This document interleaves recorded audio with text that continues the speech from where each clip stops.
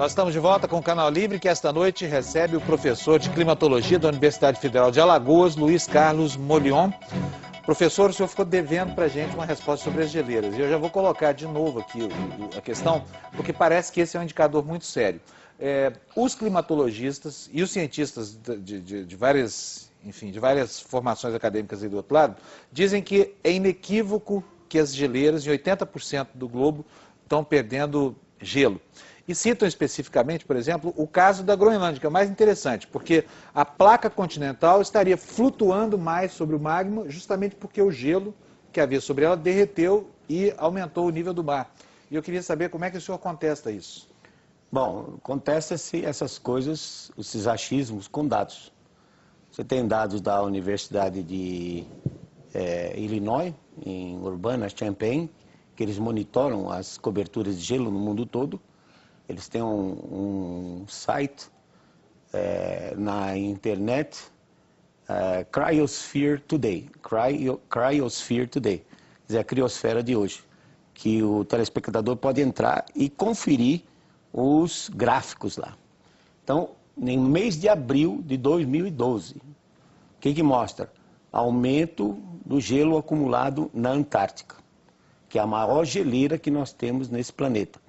É um continente de 14 milhões de quilômetros quadrados, com cerca de 2.000 metros de espessura de gelo. São 28 milhões de quilômetros cúbicos de gelo que existe em cima da Antártica. Fora o gelo que cresce ligado a ele. Segundo, o que você citou da Groenlândia. O que houve o derretimento foi o do gelo flutuante. O do gelo que está em cima da Groenlândia, que é uma ilha de cerca de 2 milhões de quilômetros quadrados, continua lá. O que pode acontecer, muitas vezes, é um chamado isostasia, é que a crosta terrestre ela é plástica. É como uma bola de futebol, que está meio murcha. Você aperta ela, ela afunda, depois você solta, ela volta. Então, quando você coloca peso, ela afunda um pouquinho. Quando você tira o peso, ela volta, se recupera. Mas isso não é mensurável. É uma hipótese que eles estão colocando. Porque, na realidade, o que nós vimos foi o gelo flutuante derreter, porque as correntes marinhas estavam levando mais calor da região tropical em direção aos polos. Mas essa é a questão. O que é que está acontecendo com as correntes marinhas? Elas estão mais frias ou mais aquecidas? Porque se elas estão provocando o degelo, tem aquecimento aí. Veja bem, por que o oceano fica mais frio na região tropical? Tem estado mais frio nesses últimos 10 anos? É porque está havendo mais transporte. Esse transporte é feito pelos ventos. Nós não sabemos bem qual é o mecanismo físico que muda os ventos.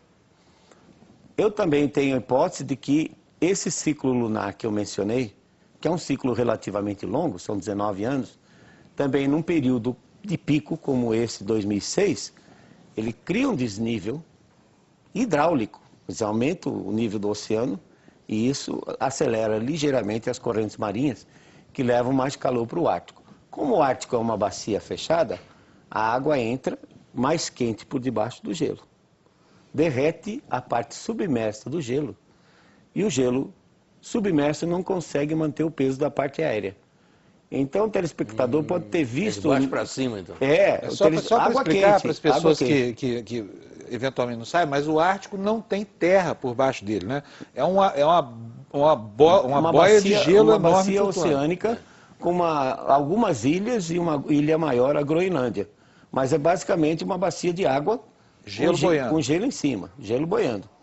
Então, como a água quente entra por debaixo, derrete o gelo que está submerso, aí o gelo submerso, que são 9 partes, 90%, não consegue aguentar os 10% que estão em cima, e o 10% que está em cima desmorona. O telespectador deve ter visto na introdução desta matéria, em que as geleiras estão desmoronando, elas não estão virando água e escorrendo.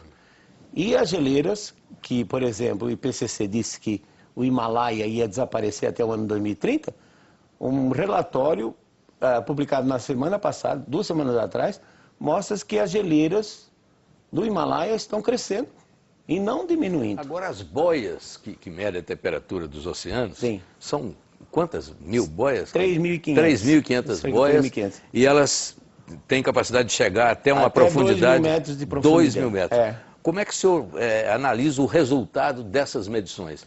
Porque as suas conclusões são exatamente o contrário das conclusões dos outros. Exatamente. Aí é uma coisa bastante interessante. O indivíduo responsável pelo uso desses dados, dessas boias, chama-se Josh Willis, que é da NASA. Há 3 anos atrás, ele publicou um artigo dizendo que as boias estavam mostrando que o conteúdo de calor nessa camada de 2.000 metros dos oceanos estava decrescendo. Eu tenho um gráfico que o Josh Willis publicou. Eu acho que depois que ele publicou isso, ele levou um puxão de orelha dos chefes dele, e logo em seguida ele voltou com um outro artigo dizendo que as boias tinham muitos problemas nos seus equipamentos, nos seus termômetros, que estariam, vamos dizer assim, subestimando, medindo abaixo do que deveria a temperatura dos oceanos. Aí disse nesse segundo trabalho publicado, no segundo artigo, tudo aquilo que ele tinha dito no primeiro. O azar dele é que, como eu acompanho, eu peguei o primeiro também. Então eu digo, agora, como é que você vai explicar um negócio desse? Primeiro você disse que estava esfriando, bota um gráfico mostrando um resfriamento em 8 anos, apesar de 8 anos ser muito pouco tempo, ainda do ponto de vista de clima, e agora você volta atrás. Para mim foi o seguinte, ele pisou na bola, ele colocou algo como cientista corretamente, depois o patrão dele puxou a orelha dele, aí ele teve que voltar atrás, inventando que as boias estavam medindo temperaturas abaixo do que deveriam medir. Professor, a Rio+20 me parece que passa hoje por uma fase de dificuldades para obter grande repercussão e decidir coisas importantes, até porque há um grande desapontamento de uma área de ambientalistas aí que viram que cientistas e universidades estão desmentindo precisamente esta ideia do aquecimento global. Qual é a sua impressão? A Rio+20 vai virar um encontro festivo de congratulações de algumas ONGs e vai ficar por isso mesmo? Possivelmente, Teles, possivelmente vai ficar nisso. Muitas ONGs vão discutir, muitas delas vão trazer os seus desejos, patrocinadores. Né? Os seus desejos, que nós gostaríamos de fazer. O fato é que a gente está vendo que um gargalo sempre crítico é a energia. Então, por exemplo, vai existir gente fazendo apologias à energia eólica, que precisa tomar muito cuidado, porque vento é um negócio altamente instável. Você não pode dizer assim, o pico de consumo de energia é das 17 às 21, então quero vento das 17 às 21. Não existe isso. Vento é para alguns lugares específicos, muito específicos. No Brasil, a costa norte, do Rio Grande do Norte até o Amapá, algum lugarzinho ali no sul, como Osório, Mostardas, por ali, mas muito. O resto do país não tem vento. Eu fui agora a Paraíba, na terça-feira, dia 22, e antes de chegar a João Pessoa, tinha lá 3 grandes máquinas, aerogeradores. Quando eu fui, eles estavam parados, quando eu voltei, eles estavam parados. Quer dizer, vamos fazer uma apologia de energias renováveis. Talvez para o Brasil, a melhor energia renovável seria a solar. Mas a hidrelétrica ainda continua sendo a nossa grande aposta. Depois nós podemos voltar a falar sobre outras fontes de energia que nós temos no Brasil e que não são absolutamente levadas em consideração. E são renováveis. Por exemplo? Óleo vegetal de palmáceas nativos, como buritizais imensos que nós temos na Amazônia, macaubás que nós temos em todo o Brasil central.